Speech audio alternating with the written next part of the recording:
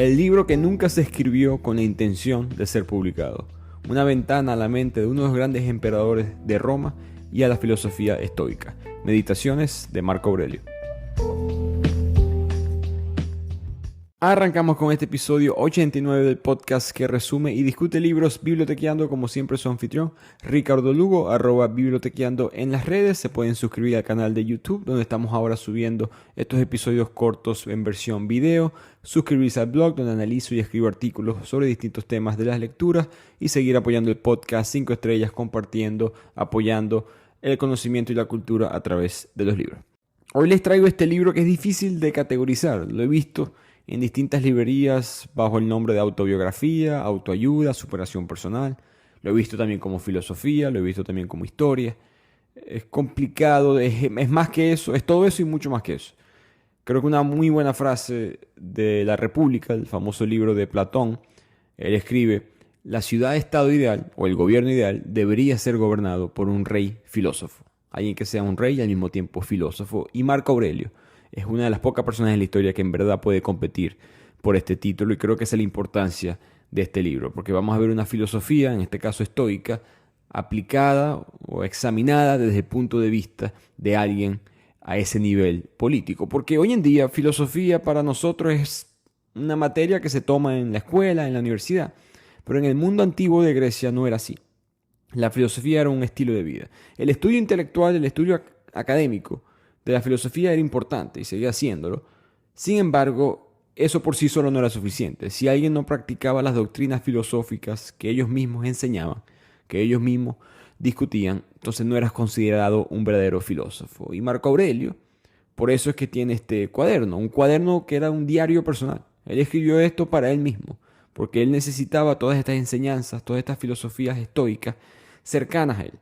Era una especie de afirmación para él. Él leía esto a diario, las escribía para desahogarse, para recordar cómo aplicar la filosofía en el diario de manejar el gran imperio romano.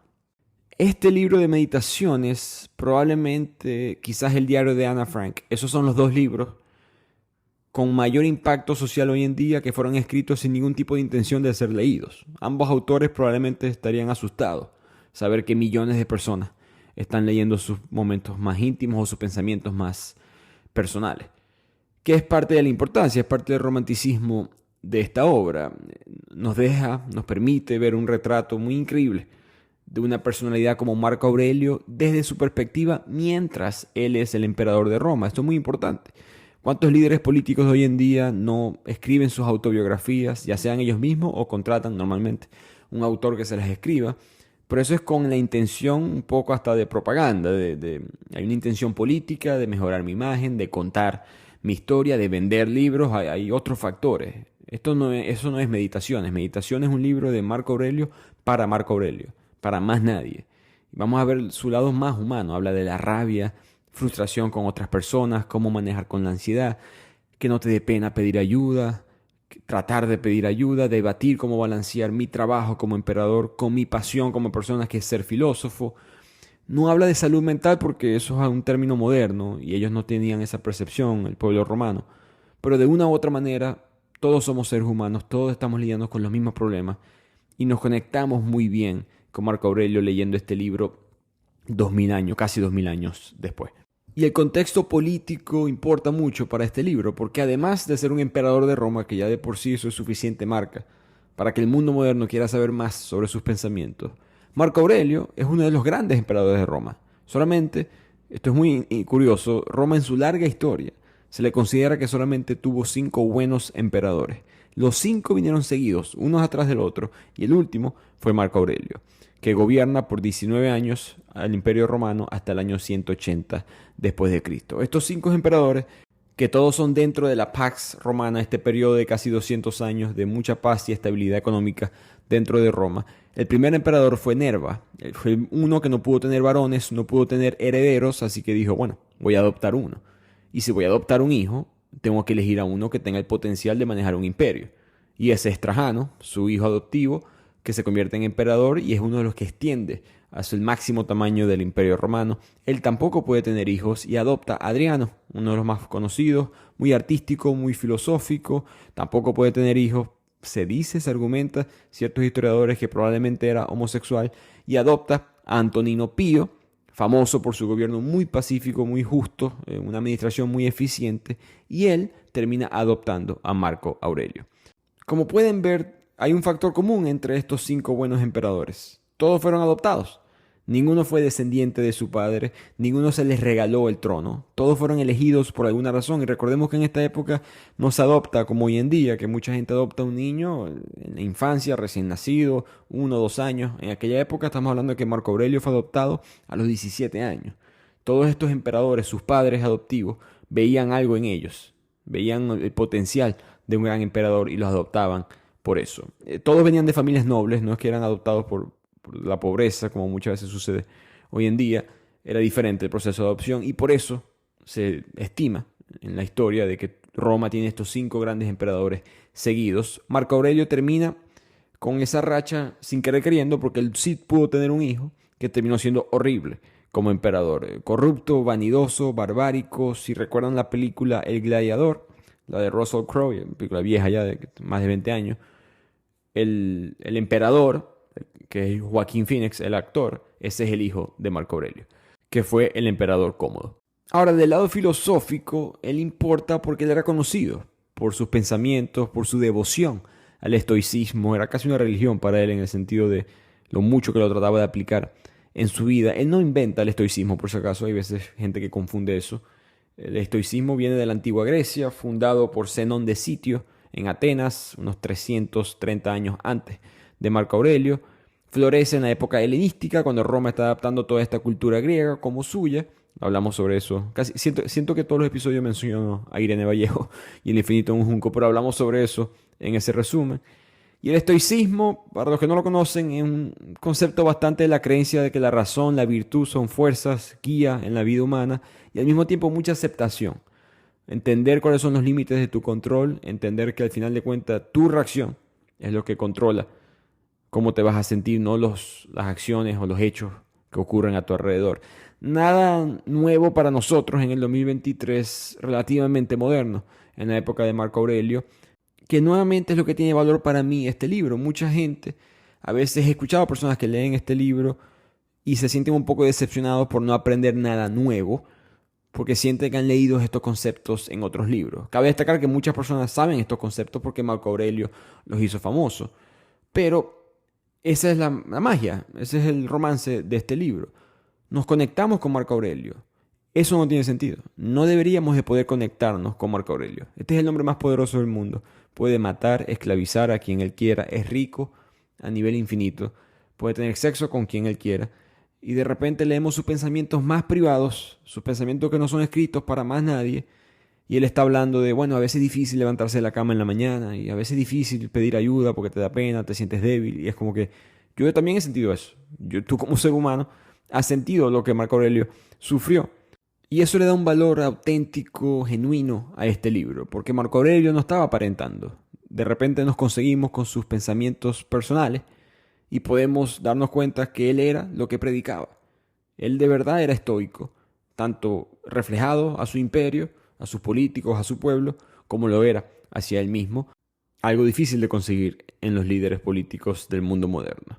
Al mismo tiempo creo que el libro se conecta porque él tuvo una vida difícil, tuvo todos estos privilegios, pero al mismo tiempo sufrió bastante, no solamente políticamente, sino personalmente. Tuvo 8 hijos, 7 murieron en la infancia. El único que quedó fue Cómodo, que terminó siendo el peor emperador posible. Así que empecemos con este resumen, una especie de Biblia personal para cualquier estoico, un rezo escrito por Marco Aurelio para Marco Aurelio, que nos va a enseñar cómo tratar a los demás y más importante aún quizás, cómo tratarse a uno mismo. Antes de continuar con este episodio, un corto mensaje para mis oyentes en Latinoamérica y Estados Unidos. Si le das clic al enlace en nuestra biografía de Instagram, @bibliotequeando, o si visitas la descripción de este podcast, vas a poder acceder a la librería online que te permite descubrir, comprar y recibir tus libros favoritos a tu hogar sin salir de tu casa, que es Busca Libre. Eso es para toda Latinoamérica y Estados Unidos. Nuevamente visita el enlace de Bibliotequeando de Busca Libre y así consigues ofertas especiales en el link de la biografía de Instagram o en la descripción de este podcast. El libro se divide en 12 capítulos, cada uno con distintas enseñanzas, aforismos, Voy a ir explicando el principal mensaje que se encuentra en el libro en cada uno de estos capítulos, mientras menciono algunas de las frases más populares de Marco Aurelio dentro de esta obra. El primer libro simplemente es él expresando agradecimiento a distintas influencias en su vida, a su familia, predecesor, padre adoptivo. Es el típico agradecimiento que uno ve hoy en día en cualquier obra. Recordemos que él fue adoptado, su vida pudo haber sido muy diferente si no era así. En el segundo libro nos explica cómo lidiar con la gente difícil, o como él le gustó decir, desagradable. La frase con la que él arranca este libro es que él dice que es una tontería intentar escapar de los errores de los demás. Son ineludibles. Intenta escapar de los tuyos. En otras palabras, las personas solamente te hacen daño si tú respondes mal a esas acciones, a esos comentarios. Marco Aurelio no estaba pidiendo, y aclaro por si acaso, de que ignores los defectos de los demás, los errores de los demás. Él simplemente aclara que tienes que tratar de corregirlas, tienes que tratar de ayudar o de buscar una solución, pero si esa persona es terca y no cambian y continúan realizando esas malas acciones, esos errores, tienes que aceptarlo. Ya tú no vas a poder cambiarlo.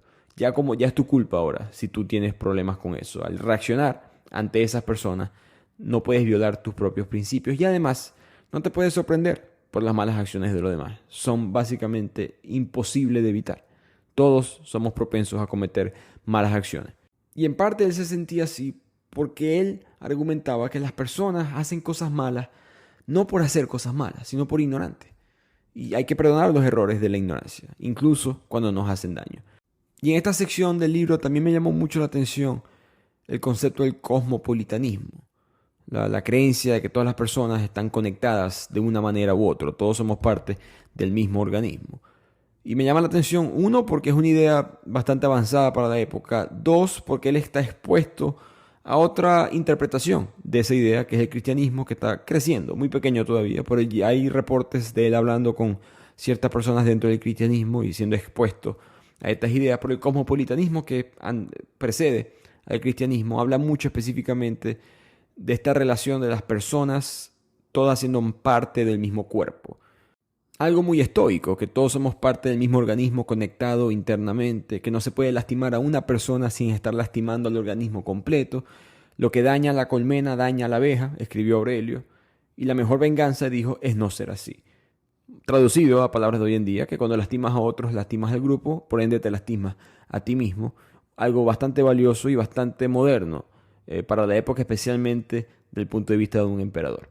Termino este capítulo del libro con dos frases muy buenas del mismo. Aurelio dice, los errores de otra gente hay que dejárselos a sus creadores. Y la otra frase, la felicidad de tu vida depende de la calidad de tus pensamientos. Y ahora en esta sección del libro, Aurelio explica que no vale la pena perseguir la fama. A pesar de que él era un emperador respetado, obviamente famoso, quizás el hombre más famoso en este punto en la historia, él decía que era una tontería que te importara lo que los demás pensaran específicamente después de la muerte, porque no existen las acciones inmortales. Él da el ejemplo de la playa, de los montones de arena amontados uno sobre el otro, que tú eres un grano y pronto vas a quedar cubierto por los granos que vienen después. Entonces la fama, por muy grande que sea, siempre se va a desvanecer en el olvido y su búsqueda no te crea más nada que tu propia vanidad. Y aplica lo mismo para la belleza. Dice Aurelio, que algo no es bello porque los demás dicen que es bello. La belleza proviene de la misma cosa que lo genera, no por lo que los demás piensen sobre esa cosa. Por lo tanto, pensar que estás ganando en la vida porque te están elogiando por fama, por inteligencia, por belleza, etc., es un error. Termino esta sección del libro analizando una frase muy interesante de Aurelio, que se nota que él estaba tratando de entender la inconsistencia de los pensamientos de la raza humana y de él mismo. Él dice, todos nos amamos a nosotros mismos más que a los demás, pero nos importa más la opinión de ellos que la nuestra. Ahora pasamos al tercer capítulo del libro, que habla mucho de simplemente aceptar el destino, y eso lo toca en distintas partes en meditaciones. Pero él explica que está tratando de descifrar qué es lo que hace un buen ser humano. Y él habla que las sensaciones de placer, de felicidad, no puede ser esa definición, porque las sensaciones del cuerpo, las físicas, incluso los animales y los peores seres humanos las experimentan. Así que lo que distingue a una buena persona es que puede acoger calurosamente lo que le envía el destino. No deja que su alma se desanime por falsas creencias, acciones injustas, el miedo a la muerte. Simplemente acepta el destino que viene en su vida. Y él recomienda tener esta filosofía a la mano. Así como un médico tiene sus herramientas quirúrgicas a la mano, dice él, un ejemplo más antiguo, las personas deberían tener su filosofía a la mano, esta filosofía estoica. Hay una frase que me llamó mucho la atención en este libro, es un poco larga, pero creo que es importante entenderla. Él dice, Hipócrates, que es el fundador de la medicina racional, después de curar muchas enfermedades, él mismo se enfermó y se murió. Alejandro, Pompeyo, César, después de tantas veces destruir por completo ciudades enteras, ellos también abandonaron la vida. Los piojos destruyeron a Demócrito y otros piojos, seres humanos se refería en este caso, mataron a Sócrates. ¿Qué significa todo esto? Nos hemos embarcado, hemos hecho este viaje, llegamos a la costa y saltamos al agua. Si efectivamente a otra vida, si efectivamente estamos saltando a otra vida, no hay deseo de dioses ni siquiera en ese lado. Si llegas a un estado sin sensación, dejarás de estar retenido por los dolores y los placeres. Entonces fíjense cómo Marco Aurelio parece contemplar la posibilidad de que Dios no existe, de que nos vamos a morir y entramos en un estado sin sensación. Esa es la palabra que él utilizó, un estado sin sensación. No hay dolores, no hay placeres. Y sin embargo eso no cambia su perspectiva en la vida. Más bien aclara que eso te muestra que no desperdicies el resto de tu vida, pensando en lo que los demás piensan, pensando en cómo voy a ser representado en los pensamientos de los demás. Simplemente ten tu utilidad, ten tu interés común por el bien de los demás. Y así vas a poder lograr una vida con propósito independientemente de lo que el destino te lance. Your burger is served, and this is our finest Pepsi Zero Sugar. Its sweet profile perfectly balances the savory notes of your burger. That is one perfect combination. Burgers deserve Pepsi. This episode is brought to you by LifeLock. Between two-factor authentication, strong passwords, and a VPN, you try to be in control of how your info is protected. But many other places also have it, and they might not be as careful. That's why LifeLock monitors hundreds of millions of data points a second for threats. If your identity is stolen, they'll fix it, guaranteed, or your money back. Save up to 40% your first year. Visit LifeLock.com/podcast for 40% off. Terms apply.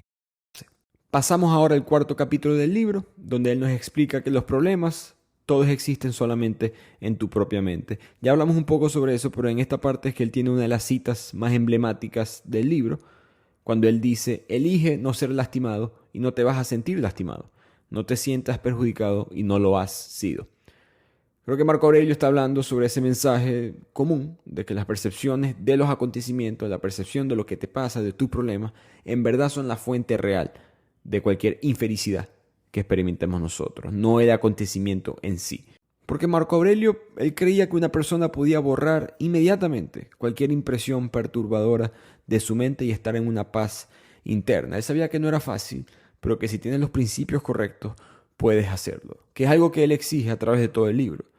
Ese concepto de no cambiar tu propia posición. Tienes que estar convencido de lo que es correcto, de lo que significa ser moral como ser humano, y que nunca esa definición sea basado en lo que es popular en la época. Me recordó mucho la frase de Ernesto Sábato, que él decía, las modas son legítimas en las cosas menores, como el vestido, pero en el pensamiento y en el arte son abominables.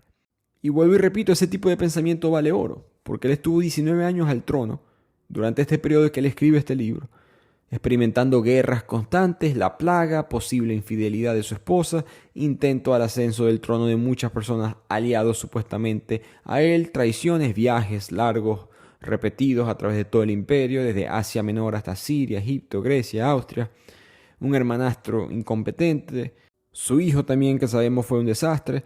Entonces en este mundo estamos demasiado ocupados y ese caos dentro de la vida de Aurelio se conecta muy bien con nosotros en estas secciones del libro.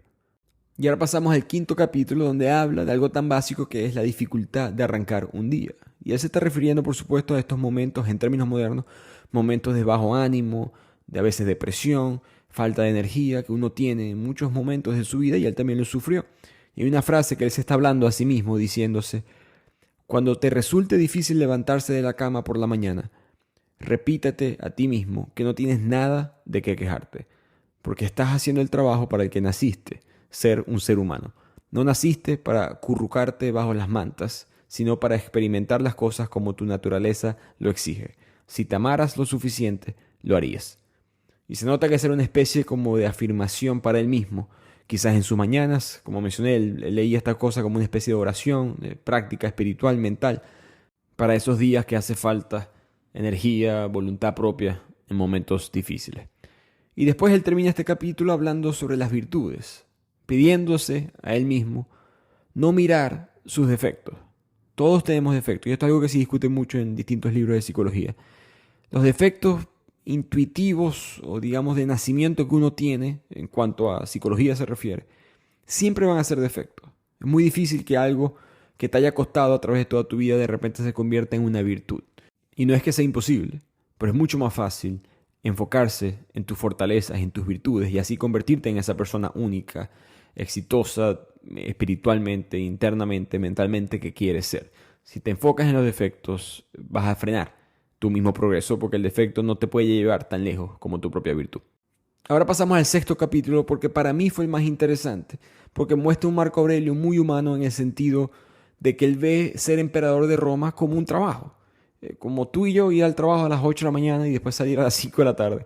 Así veía él ser un emperador, como que es lo que me toca hacer y hay honor en eso, pero no es mi pasión. Y ese debate interno que siempre tuvo, ese conflicto entre cómo balanceo mi vida entre mi trabajo y la filosofía. Y él dice, la frase que utiliza en este capítulo para explicar eso, es seguir la corte, que es el trabajo, seguir la corte y la filosofía es como tener una madrastra y una madre. La primera merece honor y respeto, pero la segunda es con la que te regresas a tu casa. Te regresas a tu casa para que te consuele en los momentos de dolor y te haga sentir que la vida se puede soportar. La pasión, esas cosas por las cuales tú en verdad quieres vivir, es lo que te va a dar eso en la vida. El trabajo se respeta y hay que hacerlo, pero tienes que balancearlo y entender que no puede ser todo la corte, tienes que tener filosofía también y cada uno de nosotros tiene su propia filosofía. Y eso para mí es muy interesante porque a través de todo este libro, Marco Aurelio le dedica muy poco tiempo a las reflexiones del Imperio Romano o de sus deberes como emperador. Uno pensaría que el emperador de Roma anotaría en su diario privado una que otra cosa de sus deberes diarios, de su trabajo, y cada vez que lees el libro lo único que se consigue son sus pensamientos de los deberes que él tiene con la ciudad cósmica, como dice, con el universo, con la conexión con los otros seres humanos. Nunca habla en verdad del imperio o de la ciudad de Roma. Pasemos ahora al séptimo capítulo, que uno de los mensajes principales es pedir ayuda. Varias veces en el libro hemos escuchado cómo él piensa que todos estamos interconectados. Tu dolor causa dolor, tu felicidad genera felicidad. Que hasta que no te des cuenta que eres parte de un todo más grande, no verás que estás ayudando a otras personas con tus propias acciones. Por lo mismo, él pide que en los momentos difíciles pide ayuda. Su frase es: no hay que avergonzarse de necesitar ayuda, como un soldado herido que necesita la ayuda de sus camaradas. Él habla de que todo tiene un logos compartido. Logos es una palabra griega que se puede traducir de muchas maneras, en este caso una especie de pensamiento o sentido, quizás universal, y todos los compartimos. Al mismo tiempo él habla de que la filosofía más fuerte de la naturaleza, digamos el principio más fuerte, lo que siempre va a ser constante a través de la historia, es el cambio. Su frase es: no tiene sentido tener miedo al cambio. No se puede quemar leña ni comer alimentos sin transformar las cosas. Lo mismo ocurre con los procesos humanos y son igualmente importantes para la naturaleza. Hay una frase, creo que fue en el libro Sapiens, que dice: la naturaleza permite, el ser humano prohíbe. Y algo así está refiriéndose Marco Aurelio, ¿no? Que nada es malo según la naturaleza. Lo que el mundo permite es porque se permite. Y volviendo a ese punto de aceptar tanto los defectos como las virtudes del mundo y tú mismo internamente manejar tu propia felicidad. Después pasamos al octavo capítulo del libro, que no tiene conceptos nuevos como tal. Vuelve a tocar nuevamente su gran arrepentimiento en la vida, que es no haber podido ser un filósofo. La frase que él dice: no podré ganarme la reputación de filósofo y además tengo que dedicarme a esto de ser político ambicioso.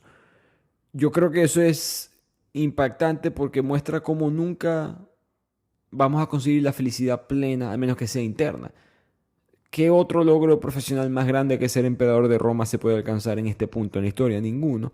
Él lo logra y aún así tenía otros intereses. Y eso muestra que no puedes definir tu felicidad por lo que está en el exterior. Nuevamente estos pensamientos estoicos de la felicidad interna. Pasamos ahora al noveno capítulo, que es uno de los más interesantes para mí, porque ahora lidia con el dolor directamente. Todo este tiempo está hablando de paz interna y aluye, conecta estos sentimientos de injusticia, de errores de otras personas, pero ahora sí discute lo que es sentir dolor y cómo lidiarlo hasta cierto punto. Él comienza la discusión diciendo que hay 5 pecados principales en el ser humano: la injusticia, el mentir, la búsqueda del placer, evitar el dolor y el miedo al dolor. Me pareció muy interesante esas dos últimas, evitar el dolor y miedo al dolor como un pecado como tal. Recordemos que ya él pensaba que el que se lastima a sí mismo lastima a los demás. Entonces, todas esas son cosas que son pecados no solamente individuales, sino universales.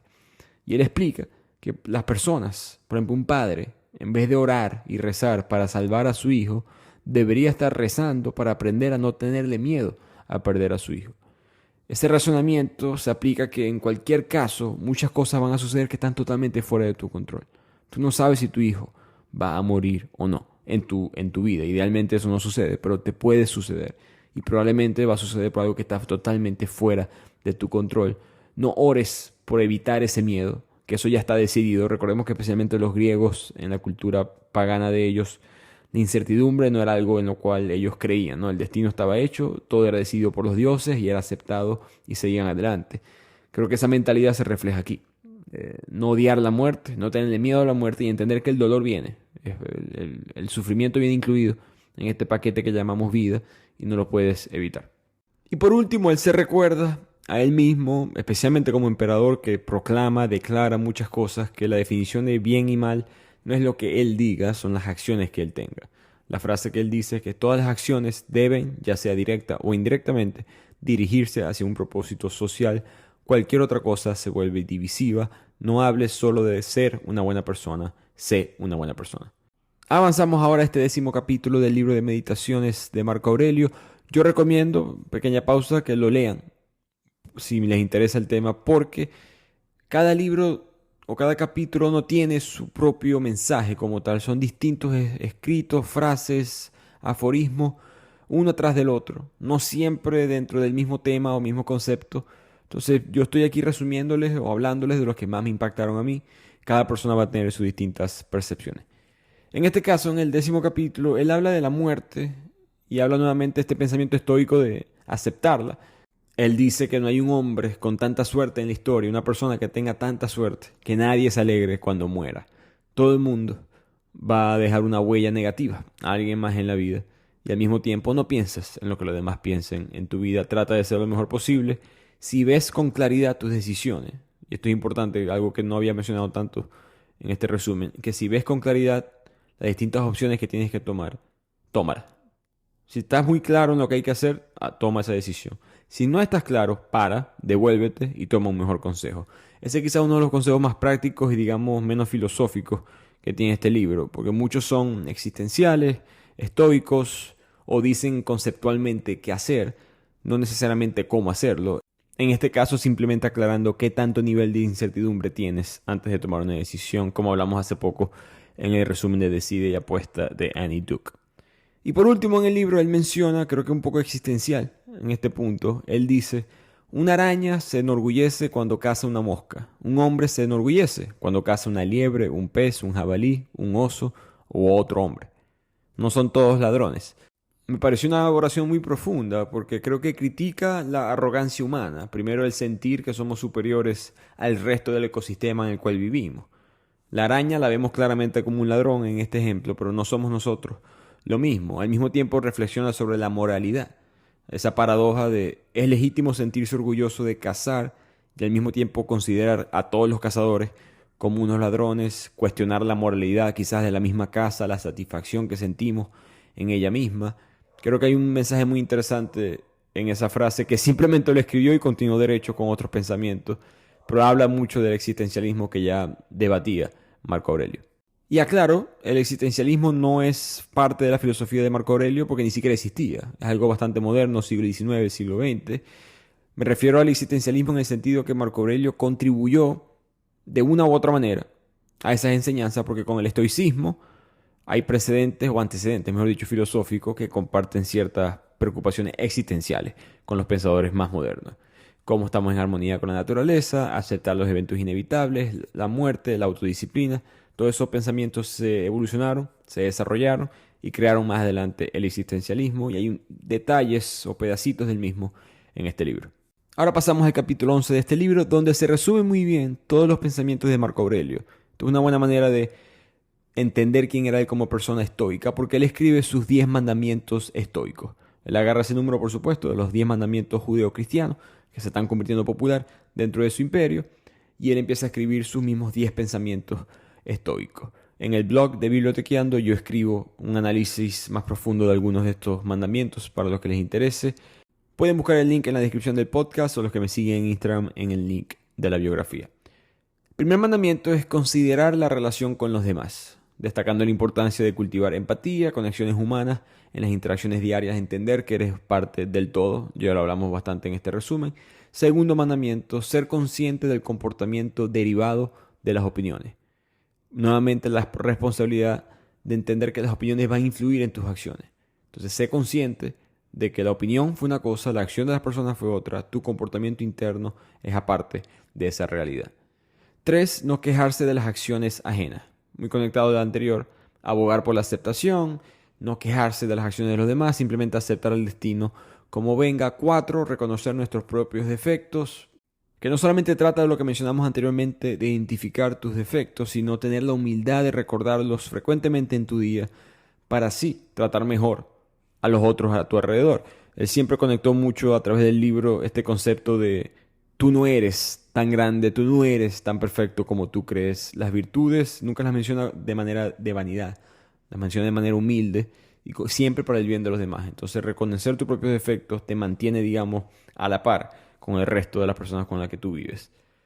Quinto mandamiento, aceptar la incertidumbre del plan más amplio. Aquí es cuando los griegos solían hablar de Dios no en la manera que tú y yo los mencionamos hoy en día, en la manera que se menciona en este mundo de religiones abrahámicas, sino Dios con el plan de la existencia, con el plan del destino. Y él reconoce que hay incertidumbre, no la vas a poder controlar. Sexto mandamiento es recordar lo fugaz que es la vida. Cuando te sientes indignado, frustrado, triste, no pienses tanto en ese momento. Ese momento es más corto de lo que tú piensas. Séptimo mandamiento, él habla mucho del juicio sobre las acciones de los demás. En otras palabras, deja de pensar en lo que dicen y piensa en lo que actúan. Si esas personas hablan y no te hacen nada malo como acción, dejar de existir, eso no debería de molestar tu día. Las acciones son mucho más poderosas, tanto las tuyas como las de los demás. Octavo mandamiento, y muy interesante, él dice que la ira y el dolor son consecuencias naturales o subproductos del duelo. Y eso es una frase complicada, pero está tratando de decir que en los momentos de duelo, ya sea de la muerte de una persona, que es la manera en que tú y yo utilizamos esa palabra, pero puede ser por múltiples razones, hay una respuesta emocional del enojo. ¿A dónde la estás dirigiendo? ¿Hacia el objetivo, hacia uno mismo, hacia otras personas, hacia la situación misma? Eso va a crear ira malgastada. Y recordemos toda su conexión en este mundo cosmopolitano. Todos estamos conectados. Esa ira mal dirigida afecta a todos a tu alrededor. Noveno mandamiento es que la bondad es invencible si es sincera. Una frase muy interesante dentro de ese pensamiento. Él escribe que la calma suave es más humana que la ira. Muchas veces a través del libro él está tratando de identificar qué es lo que hace un ser humano, específicamente un buen ser humano. Y muchas veces él trata de identificar qué es lo que hace un animal, qué es lo que hacen las plantas, qué es lo que hace la naturaleza. Lo que ellos hagan que nosotros hacemos, eso es normal, natural. Un nivel más allá, un nivel más moral, más ético, tiene que ser algo diferente a ese mundo. Por eso él habla de que la bondad es invencible. Y él termina esta lista con el 10º mandamiento, esperar que los hombres malos actúen mal. En palabras modernas, no asumas. Y con eso llegamos al capítulo 12, el final del libro. Cabe destacar, nunca vamos a saber si Marco Aurelio en verdad pensó que este era el final de sus pensamientos estoicos. No estamos claros el orden de estos escritos porque no es un libro como tal. Recordemos, son escritos personales que se encontraron y se guardaron por mucho tiempo y poco a poco fueron publicados. Sin embargo, el tono, el enfoque de este capítulo en verdad sugiere que fue el último que escribió porque él no está hablando de sus experiencias del día a día, mucho menos preocupado por el estoicismo como tal, mucho más centrado en el sistema de las creencias generales. Habla de que los dioses son los que tienen el control, que tu trabajo es estar preparado para encontrar tu fin, la muerte, en paz y aceptación, que la muerte va a llegar cuando los dioses lo determinen. Y encontrar paz en la muerte se refiere a encontrar paz con quien tú eres, a la razón lógica y moral interna que tú tengas. Él dice una frase: si aprendes a ver tu alma como la ve Dios, despojada de todo lo terrenal, desnuda, ¿desearás cosas como posesiones terrenales y fama? La respuesta es no, por supuesto. Enfócate en esa definición de tu esencia, de tu alma. Termino este capítulo, este resumen ya del libro, con una frase de Marco Aurelio que creo que manifiesta muy bien el pensamiento estoico en el sentido de aceptar el destino de la vida y preocuparse simplemente por tu reacción a las cosas que te tira el destino. Si protestamos por la muerte de las personas más divinas, entonces damos a entender que los dioses son injustos. Pero los dioses no pueden hacer nada que no sea justo, correcto o natural. Por eso sabemos que debe ser justo.